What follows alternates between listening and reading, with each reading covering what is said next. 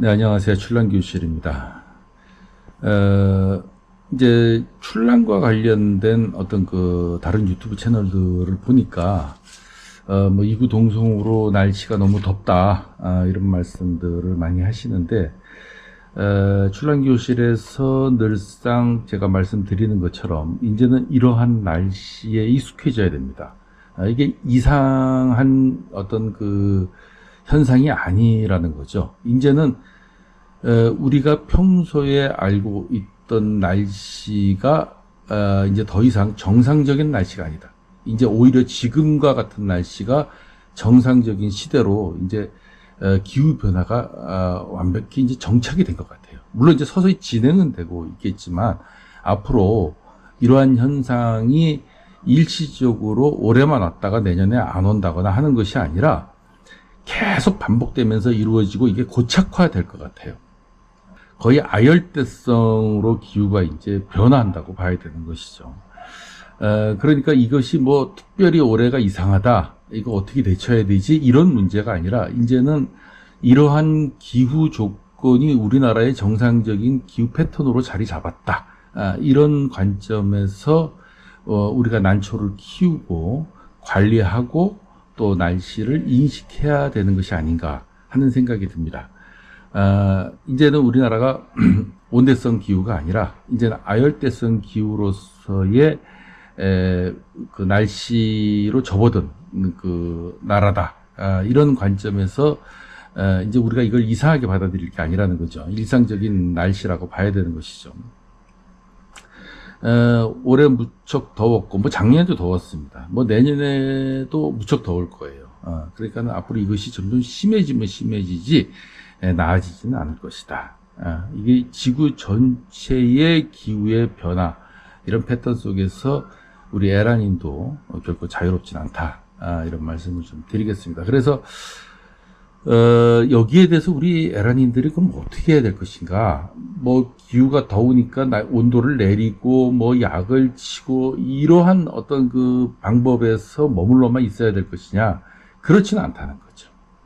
그렇지는 않고 이제는 좀 대승적인 차원에서 우리가 이 날씨를 전제로 난초를 어떻게 우리가 배양을 할 것인가, 이런 큰 관점에서 봐야 된다고 생각을 합니다. 지금 날씨가 일단 먼저 더워지니까요. 더워지면은 어떤 현상이 벌어집니까? 이 공중에 떠다니는 세균의 병원균의 숫자가 상당히 늘어납니다. 늘어나고 번식을 많이 하죠.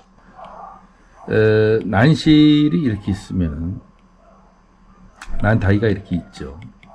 그럼 이 병원균이 공중에 막 떠다니는 것이 한 10% 정도가 있었다면 기온이 올라가면서 이게 뭐 한 50%, 60%로 이렇게 증가합니다. 더 개체수를 늘리겠죠. 그러다 보면은 평소에는 괜찮은데 이 병원균이 많이 늘어나면서 견디지 못하는 난초가 나오게 돼 있어요. 이거는 각자의 에란인들이 뭘 잘못하거나 배양을 잘못하거나 뭐 환경을 잘못 맞춰줬거나 뭐 이러한 관리를 잘못해서 오는 현상이 아닙니다. 단지 이 조건, 병원균이 활성화되는 조건이 맞아 들어간 것 뿐이에요. 여기에서 출란도 생명체인데 여기에서 온전하게 버틸 수 있는 난이 있고 또 버틸 수 없는 난이 있는 것 뿐이죠. 그렇다고 해서 뭐 그러면 어떻게 할 것이냐, 가만히 있어야 될 것이냐, 그렇지는 않고요. 그렇지는 않고 우리가 에란인이 이러한 환경에서 대처할 만한 몇 가지 이 사항들이 좀 있습니다. 제가 그런 부분에 대해서만 좀 짚어가지고 좀 나열해 보겠습니다. 먼저 제가 사진을 하나 보여드릴게요. 예, 저희 난실에서 이제 벌어진 현상입니다. 갑자기 멀쩡하던 난초였는데, 작년에도 멀쩡했어요. 근데 올해 갑자기 시커멓게 이렇게 썩는 거, 여러분도 많이 느끼실 거예요. 이 균이 침투한 것이죠. 이게 이 곰팡이 균일 수도 있고, 기타 다른 병일 수도 있습니다. 어쨌든 통틀어서 균이 침투했는데, 이 난초가 견디지 못하고 이 병원균의 이 싸움에서 결국 진 거죠. 여기 자세히 보면은 신화가 이렇게 하나 올라와요. 이거 좀 확대해서 하나 찍은 게 있는데 보여드릴게요. 예, 이렇게 신화가 하나 올라오죠. 그래서 이러한 난초들을 여러분들이 집에서 많이들 보고 경험하실 겁니다. 이렇게 썩는 거. 근데 이러한 난초들이 있을 때는 거의 100이면 100 분을 털으라고 그랬어요. 분을 털면은 이 뿌리에 반드시 뭔가 이상 증상을 눈으로 확인할 수가 있을 것입니다. 뿌리가 다 물러져 가지고 거기에 곰팡이 포자가 타타타닥 붙어 있거나 여러 가지 현상들이 이제 벌어진 거죠. 그것이 입으로 그 증상이 발현됐을 뿐이죠. 그래서 이건 뭐 어차피 포기해야 됩니다. 이거를 어떻게 병으로 살릴 수도 없고. 그러나 옆에 또 멀쩡한 난들은 똑같이 놔뒀는데도 또 멀쩡한 난들이 있죠. 이제 거기에 대해서 한번 설명을 한번 해볼게요. 난초를 이렇게 난다에다가 이렇게 꽂아 놓는데 이쪽 난초는 병이 왔어. 근데 이쪽 난초는 병이 안 와. 이런 경험을 많이 하실 텐데 이 병이 오는 난초, 아까 제가 사진을 보여드렸습니다만은 한 촉. 네. 작년 봄쯤에 제가 분주를 한 거죠. 분갈이 하다가 하나가 뚝 떨어져 나왔어요. 그래서 분주를 했는데 분주를 하는 순간 어떻게 됩니까? 세력이 약해지죠. 벌브는 아무리 튼튼했다 하더라도 일단 그룹에서 떨어져 나오는 순간 이것은 상당히 세력이 약화되고 맥을 못 춥니다. 그러니까 체력이 급격히 떨어져요. 그러면 체력이 떨어지면은 옆에 한 3촉, 4촉 되는 난초는 이 병행균과 싸워서 이기는데 이 한 촉짜리 이 난초들은 싸워서 이기질 못하는 거예요. 그래서 우리가 분주를 하더라도 한 촉씩 이렇게 분주하는 거, 물론 아깝다고 해서 그런 경우는 굉장히 이런 현상을 맞닥뜨리기가 굉장히 쉬운 분주 형태다. 이렇게 볼 수가 있죠. 그래서 분주할 때도 한 촉씩 이렇게 분주하는 게 상당히 체력을 떨어뜨려서 병에 이기지 못하는 그런 어떤 가능성을 높이는데 구매할 때 종자가 좋다 그래서 한 촉 또는 한 촉에 신화 하나 달린 거 뭐 요런 정도를 멀쩡하다 그래서 구매하는 순간 그 한 촉짜리 난초는 어디선가 분주가 됐다고 봐야 되는 거거든요. 예. 분주가 됐기 때문에 체력이 급격하게 떨어지죠. 떨어지고 또 하나는 그 분주하기 전에 그 난초가 어떤 환경에서 적응된 난초인 것인지 우리가 모르잖아요. 모르니까 내 난실에 가져와서 내 난실에 적응을 해보려고 내 패턴대로 관리를 해봐야 그 조건에 맞지 않기 때문에 난초는 극심한 스트레스를 겪는 순간 체력이 떨어지고 체력이 떨어지니까 떠다니는 많은 병행균에서 싸워서 지는 거죠. 싸움에서. 그래서 에라인들이 분주할 때도 조심해야 되지만 구매할 때도 한 촉짜리는 절대 구매하지 마라. 물론 이런 얘기를 하면 댓글에 이렇게 달리더라고요. 저는 한 촉짜리 구매해서 잘 키우고 아무 이상이 없던데요 하시는 분들도 있어요. 물론 그렇게도 되겠죠. 100% 다라는 건 없는 거니까. 그러나 거의 많은 확률의 에란인들이 고수가 아닌 다음에야, 그것을 뭐 아주 좋은 시설에서 컨트롤할 수 있는 고수가 아닌 다음에야 대부분의 에란인들은 거기에 대한 어떤 그 효과적인 대처를 하지 못하는 거죠. 하지 못하니까 그러니까 확률적으로 병이 올 확률이 상당히 높죠. 그렇기 때문에 그 높은 확률에다가 뭐 모험을 하듯이, 물론 이제 값이 싸고 이런 경우는 만에 하나 뭐 죽어도 내가 한번 도전 한번 해봐야지 이렇게 해서 구매하는 건 괜찮습니다만은 한 촉짜리도 비싼 난초가 있지 않습니까? 종자가 좋은 거, 뭐 단엽에 서반이 있다든가 뭐 이런 거 한 촉짜리 딱 구매해서 어떻게 애지중지 한번 해보려고 그러는데 이런 병이 딱 오면 그 데미지가 크지 않습니까? 날아가는 돈도 크고. 그래서 참 가슴이 아픈 현상이 벌어지는데, 그래서 한 촉짜리를 구매하시는 분들은 올해 괜찮다 하더라도 내년에 이런 현상이 올 수가 있다. 그리고 아까 말씀드렸습니다만은 분주할 때도 한 촉씩 분주하는 것은 가급적 피해야 된다.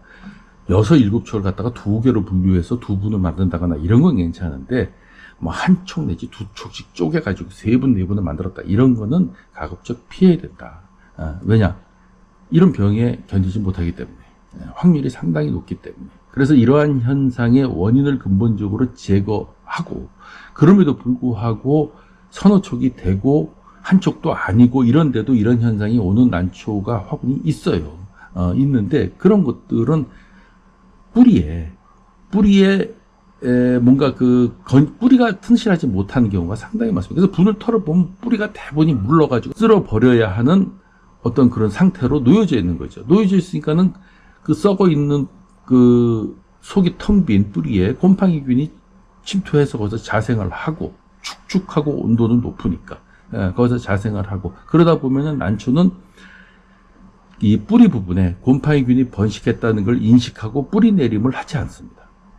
출란이 다 인식을 하거든요. 그래서 뿌리 내림을 하지 않고 괴로워하다가 결국은 그 뿌리가 원활하지 못한다는 그 영양 공급도 못하니까 아무리 뭐 좋은 보약을 줘도 뿌리가 그걸 흡수하지 못하죠. 흡수하지 못하니까 체력이 급격하게 떨어지는 거죠. 사람하고 똑같거든요. 못 먹으면 체력이 떨어지는 거예요. 그래서 이런 현상이 조금이라도 나타난다 그러면 무조건 분을 털어서 다 훑어내리고 뿌리를 먼저 정리해주고 이렇게 하는 조치를 먼저 해야 된다. 이걸 갖다가 분을 그대로 놓은 상태에서 어떻게 한번 살려보려고 하는 것은 절대 되지 않는다. 아까 제가 사진을 보여드린 것처럼 저는 그냥 이거 화분을 그냥 포기하고 버리려고 했는데 신화가 하나 달려있기 때문에 그냥 한번 놔둬 보는 거예요. 이미 포기한 상태에서 뭐 신화가 한번 올라오니까. 그러나 요런 것도 지켜보면은 결국 이 신화도 이 속에 곰팡이 균이 번식하고 있기 때문에 이 신화 자체도 뿌리 내림을 하지 못해서 새카맣게 이 끝이 변하는 것을 여러분들이 느끼실 수가 있을 것입니다. 거의 높은 확률로 그래요. 그래서 저는 이 분을 털어가지고 뿌리를 다 제거하고 다시 한번 심은 그 결과가 아까 제가 보여드린 그 사진입니다. 그래서 일단 뿌리가 건실하지 못하니까요. 거의 대부분이 다 훑어내렸거든요. 그러니까 신화에서 조그만 신화에서 이제 뿌리가 나와야 되는데 어느 천년에 그 신화에서 뿌리가 내리겠냐고요. 그리고 또 그 부실한 상태에서는 뿌리 내림도 원활하지 못하니까. 근데 이런 난초에서 세균을 갖다가 방제를 하겠다 해서 살균제를 막 뿌린다거나 해도 별 효과가 없습니다. 살균제를 해봐야 이 난초가 살균제의 도움을 받아서 병과 싸워서 이길 만한 체력 자체가 안 돼요. 그러니까 더더군다나 비료를 줘봐야 흡수도 못하는 거죠. 오히려 독이 되는 것이지, 비료가. 그러니까 물만 주면서 이 난초 스스로가 광합성을 통해서 영양분을 만들어서 스스로가 체력을 회복할 때까지는 가만히 놔두는 방법이 없어요. 그래도 안 된다 그러면 포기해야 되는 것이죠. 그러니까 예방 차원에서 애초에 분해 촉수가 좀 많고 대주로 화분을 키우는 어떤 그 배양 습관이라고 할까요? 그런 것들을 습관화 시켜야 된다고 저는 생각을 합니다. 그러니까 대주로 키우려고 자꾸 해야 돼요. 대주로 키우면은요, 5촉, 6촉 막 이렇게 대주로 키워서 화분에 뿌리가 꽉 끼면 이런 병이 오라 그래도 잘 안 옵니다. 이 식물이 알아서 다 병원군과 싸워서 다 이겨내요. 인간이 살균제를 안 치워줘도 됩니다. 그래서 그러한 것을 우리가 이제는 이 날씨에 난초를 어떻게 배양해야 되는가 하는 어떤 그 습관, 이런 것을 좀 더 바꿔주면서 구매 패턴 이런 것을 바꿔주면서 이렇게 난초가 죽어가는 안타까움을 조금이라도 줄여줄 수 있다 하는 말씀을 좀 드리고, 제가 지난 시간에 그 살충제를 치면서 살충제만 의존하는 것보다는 그 끈끈이에서 벌레를 유인해서, 그 바나나 향이 나서 벌레를 유인한다고 하니까 벌레를 유인해서 그 끈끈이가 벌레를 잡아준다면 우리가 살충제를 좀 덜 쳐도 되지 않겠나 해서 제가 한번 소개를 했죠. 못 보신 분들은 지난 영상에서 한번 보시면은 그 끈끈이를 제가 소개한 게 있어요. 다이소에서 사가지고. 제가 한 2주 정도 넘게 쭉 관찰했는데, 조그만 이 분에 이 분에 조그만하게 들락달락거리는 그 뿌리파리 있죠. 이 뿌리파리가 있다는 걸 눈으로 확인을 했어요. 날아다니더라고요. 그런데 끈끈이에는 하나도 안 붙어. 그러니까 결국 끈끈이는 효과가 없다. 베란다에서 제가 난초를 키우기 때문에 거기에 뭐 모기나 파리도 있을 텐데 끈끈이가 말짱합니다. 그러니까 끈끈이는 별 효과가 없다. 이렇게 저는 생각이 들고요. 제 실험한 결과가 그렇다는 겁니다. 하다못해 조그마한 뿌리파리라도 좀 붙었으면 안심을 했을 텐데 그런 뿌리파리도 붙지도 않는다. 그래서 결국은 주기적으로 살충제를 치는 것이 그 방법밖에 없는데 모르죠. 벌레 숫자가 좀 적어서 그런지는 모르겠습니다만 아무튼 전 결과가 그렇게 나왔습니다. 그래서 날씨가 굉장히 덥고 무덥고 그러니까 저도 힘이 들어서 유튜브 채널을 운영하는데 동영상을 제작하기도 상당히 버겁습니다, 사실은. 근데 난초는 얼마나 힘들겠습니까, 이게. 그런데 우리 에란인들이 한 촉 내지 두 촉을 사갖고 와서 어떻게 한번 키워보려고 해도 이런 병에 의해서 견디지 못하고 또 뭐 요즘에는 그 한 촉 두 촉짜리가 그 전 난실 환경이 속성재배에서 가온난초에서 자란 건지 뭔지 알지도 못하고 어떤 환경인지 우리가 알지 못하는 상태에서 그걸 맞출 수도 없으니까 극심한 스트레스를 겪다가 난초가 병원균에서 싸우다가 지고 이렇게 하면서 결국 자기가 뭘 잘못한 것 마냥 자기 스스로를 자책하고 뭐 이렇게 하는데 그래서 우리가 그런 원인을 좀 없앤다는 차원에서 이 난초를 좀 건강하게 키울 필요가 있다. 그리고 또 촉수가 많고 분에 뿌리가 꽉 차 있는 난초는 뭐 2년 3년 됐다 그래서 분갈이를 자꾸 하려고 하지 마시고 그냥 놔둬라.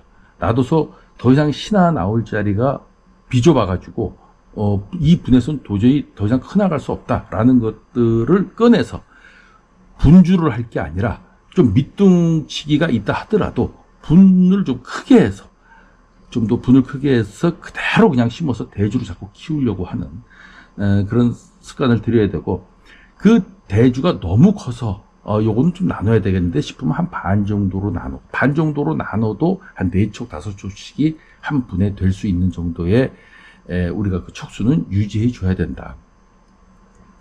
그리고 또 하나 예방 차원에서 지금 그 난초가 특히 이제 그 초보이신 분들이 그러잖아요. 난초가 빼짝 마르면은 이거 이 뿌리도 막 자라고 그러는데 빼짝 마르면 이거 난초에 데미지가 가니까 물을 줘야 되지 않아? 해서 물을 주는 경우가 많은데 이 물을 줌으로 인해서 이 무더위 낮에 막 체감 온도가 35도 이상씩 막 올라가는 이런 무더위에서는 물을 주는 것이 난한채는 치명적인 거라 그랬어요. 그래서 좀 건조하게 키우고 이게 아무리 날씨가 덥고 열대가 오더라도 한 3, 4일 정도 견디면은 하루 정도는 밤에 오늘은 열대가 없는데 이럴 때가 있어요.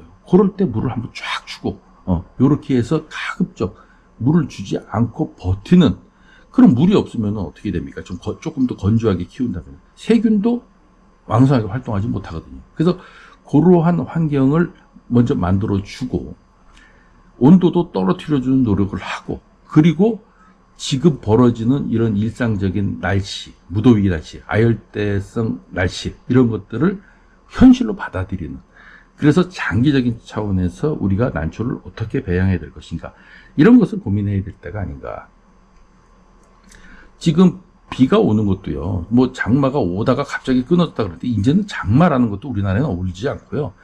스콜 현상이 오지 않습니까? 멀쩡한 햇빛이 쨍쨍 찌는 대낮에 비가 막 1시간 정도 퍼붓다가 갑자기 확 개버리는 이게 우리나라에서는 볼 수 없었던 현상이거든요. 근데 이런 것들이 비일비재하게 일어난단 말입니다. 그래서 우리가 이제 이런 기후 변화에 적응을 해야 된다. 그래서 일본 난류원에서도 한 몇 년 전부터 홈페이지에 기재를 하고 있죠.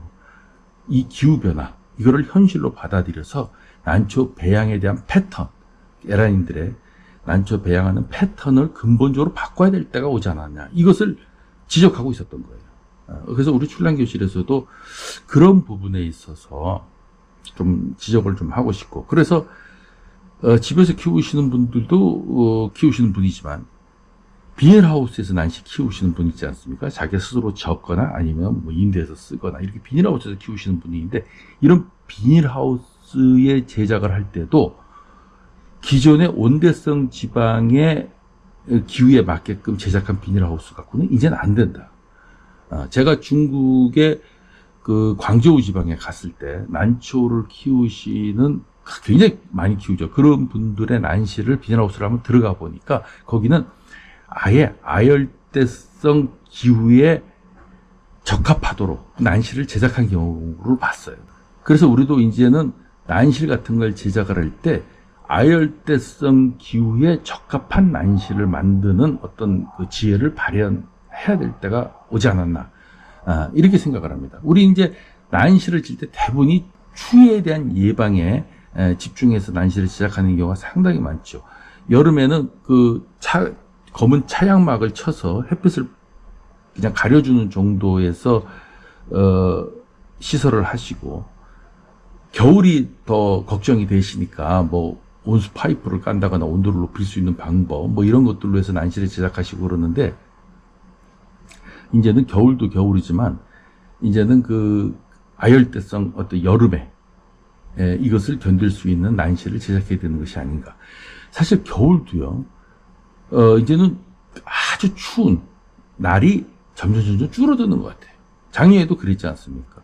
한 일주일, 한 보름 정도 춥고 나서 그냥 끝입니다. 겨울 날씨 같지가 않아요, 이제. 그래서 우리나라의 날씨가 근본적으로 변하고 있다.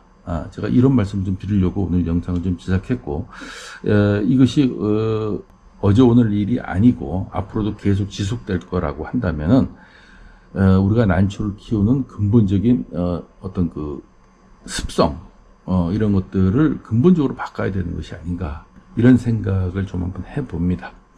그래서 제가 끝으로 좀 정리를 하자면, 여름에 물 주는 거 좀 자제할 필요가 있다. 물을 주면은 난이 쑥쑥쑥 자라고 금방 촉수가 늘고 하는 거는 있을 수 있습니다만은, 이제는 여름에 그거보다는 생명을 살리는 게 우선이기 때문에 물 주는 것을 좀 자제해서 일단 목숨을 유지해야 촉수도 늘어나는 거니까요. 그럴 필요가 있다. 그리고 분주할 때는 한쪽 두 촉씩 분주하는 것을 하지 말아야 된다. 그리고 구매할 때 한쪽 두 촉 구매하는 건 절대 안 된다. 그리고 조금 더 나가서 발전하자면은 판매하시는 분도 한쪽 두 촉을 판매할 게 아니라 이제는 분주도 서너 촉을 분주해서 판매하는, 이렇게 해서 에라인들을 좀 먼저 생각하는 이런 판매 패턴을 갖춰져야 되는 것이 아닌가, 이런 생각을 좀 한번 해보면서 오늘 짧게 영상을 좀 마치도록 하겠습니다. 날씨가 상당히 덥습니다. 모두 건강 유의하시고 난초 관리에 만전을 기하시길 바라겠습니다.